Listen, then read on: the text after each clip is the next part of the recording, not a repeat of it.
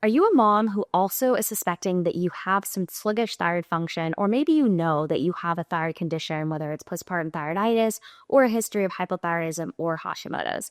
Then today's video is for you. I'm going to walk you through the top 5 most powerful things that you can do that are also practical to being a mom to help improve your thyroid function naturally. If you're a mom, then you probably at some point have felt the dysregulated nervous system state that being a mom can so often put us into. And my theory for this is personally, I feel like the chronic noise is one of the biggest pieces that maybe for me makes me feel like my nervous system is dysregulated. Second thing is just constantly being on high alert to make sure that your baby doesn't potentially eat something they shouldn't or fall, whatever it is, you name it, right? We're just always on alert. So it can leave us feeling very dysregulated our nervous system. And by that, what I mean is that we feel like we're constantly kind of in this fight or flight state. And it just feels like we're very zapped of additional energy. Now, this is a big thing that can impact our thyroid because our thyroid is very driven off of our nervous system state.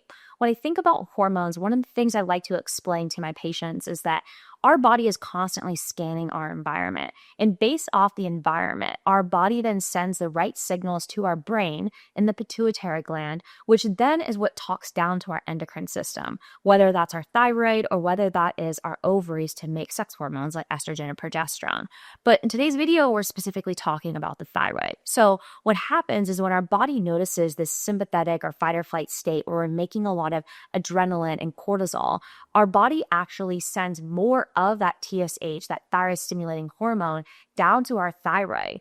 And also in that process actually deactivates the amount of that T4 that gets converted over to the free usable form T3.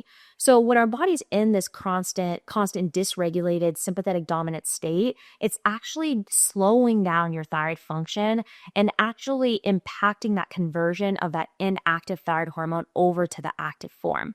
So what are some practical things that we can do to be able to help with this? Because unfortunately, we can't control the noise and the worry and the protection that we feel over our babies, right? But a couple things that I think can really work that I've seen work for myself and also for other patients is one, having some quiet time every day that is for you to be able to keep your nervous system in a regulated state.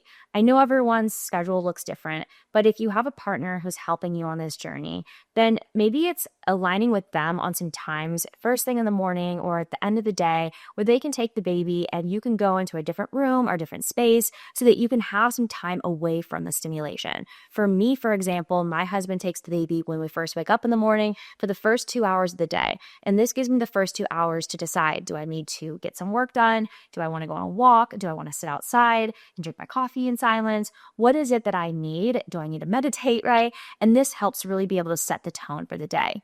The second thing is making sure that you're not always trying to go, right? I think that we so often get into this groove where it feels like every moment that you have free time that you need to be going 100 miles per hour. For example, anytime the baby goes down, I feel this urge that I need to work as fast as I can to get as many things on my to-do list done or clean up the house in a frenzy because what if the baby wakes up very soon after? But one of the things I really try to challenge myself with is not feeling that urge and knowing that my to-do list is never going to get done. And that's just something I think we have to accept as parents is that there's always going to be additional things on your to-do list. And we can approach things from that angle. We can understand that we don't need to rush through it because rushing through things probably isn't going to actually make a tangible difference on how much we actually get done during that free time that we have. But then also asking yourself if you're having a very dysregulated day, is there something that you need during that time that you have or the baby is sleeping to be able to pour back into yourself? Something that I also do when I'm feeling dysregulated is if I'm going to have an appointment that day and I know that the baby is going to maybe sleep on the way to that appointment, then I will actually get to the appointment early so that I have a little bit of extra time in the car to just sit in silence and think or meditate or whatever it is that I need to do. But it's just that extra time where I'm not rushing to the appointment and I know that there's going to be silence because the baby is sleeping. So these are just some ideas to be able to help with that nervous system regulation. Okay, number 2. This is a key piece that all moms need to know, and that is that you must replenish your depletion after you've had a baby. All moms are depleted. It doesn't matter how healthy your diet is what latest prenatal that you were on. Even I was depleted, and I did micronutrient testing all throughout pregnancy. I was on the best supplementation. I ate such a great diet, even despite the days of nausea, and I still was depleted. It's just a very depleting event to grow and nourish a baby. And add to that, if you also are going to breastfeed, that's additionally very nutrient depleting. I have yet to see a mom in my practice who's not depleted despite doing all these things that you are also probably doing. So it really is important to, at some point, get a micronutrient panel so that you can understand exactly where your specific depletions are and where you may need additional support. A standard prenatal is just not going to cut it, and oftentimes it's just not enough to be able to be able to fill in your specific nutrient gaps. Everyone's diet looks a little bit different. Everyone's genetics are different. So we shouldn't be just taking a standard prenatal and expecting that all people that's going to work for. When we have that testing, then we can understand what maybe additional supplementation you need on top of that prenatal, or what food sources to really focus your energy on more that's going to help you bring back your nutrient status and prevent depletions. Once I did micronutrient testing when I was about 4 months postpartum, and I actually started to replenish some of these specific nutrient depletions that I personally was experiencing, it felt like the lights turned on. I remember leading up to that point when I would work, I would feel so incredibly depleted at the end of the day. And I remember saying to my husband, I just feel like I don't have the same tolerance to be able to work anymore that I did before the baby.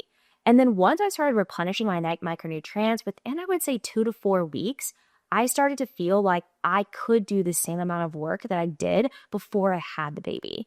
Now, of course, maybe I don't want to because I want to spend time with my son, but felt like the lights had turned back on. I didn't feel that huge fog over my brain and that depletion that I often was feeling at the end of the day. So it really works and it really makes a difference. And this is not only going to help you feel better, it's going to feel your thyroid, because our thyroid is incredibly nutrient dependent. I have a video on just simply the role of minerals and their role in the thyroid, but there's other nutrients outside of that, like vitamins B and A and C and D. These all play key roles in our thyroid.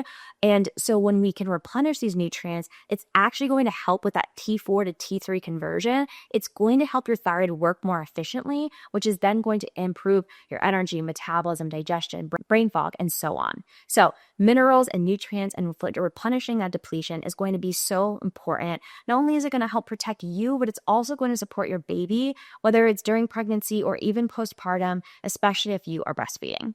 Okay, the third way is to support your sleep. Now, I know this is easier said than done. I personally am still waking up many times in the middle of the night, even with a 9-month-old.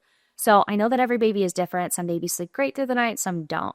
But one of the key things that can help here is trying to get into a good sleep routine and trying to kind of shift your sleep to align a little bit closer with your babies. So for example, most babies go to sleep pretty early. Maybe that looks like actually moving up your bedtime routine so that you can go to bed maybe an hour earlier so that you have 1 more hour of good quality sleep. And another idea for this is actually working with your sleep hygiene. For me, I was never someone that needed to sleep with blackout curtains or have an extremely cold room until I had a baby. Then it felt like I needed to really hone in on all the sleep environment hacks to be able to not only help with the baby's ability to sleep, but also my ability to sleep, because I'm just so much more of a light sleeper now that I have a baby that I have to worry about what they're doing when they're sleeping. So these are just some ideas to explore. Another thought is to really work on the things you're doing before sleep. So trying to make sure you give yourself that time to be able to decompress. I think it's more important than ever once you had kids to really take that time at the end of the day for yourself. So putting your phone in another room, setting some time where you don't have your phone, you don't have stimulation, you're able to actually decompress and calm down and help your body relax. And maybe even something like some pleasurable reading or journaling can be really supportive to be able to help with your sleep quality. Additionally, looking at your water intake, if you feel like your bladder has changed since you've had babies, it's probably not in your head. It probably has been some changes. Research has shown that sleep deprivation can not only impact TSH levels, but can also reduce free T3 levels. So by improving your overall sleep quality and quantity, you're going to see marked improvements in your thyroid function.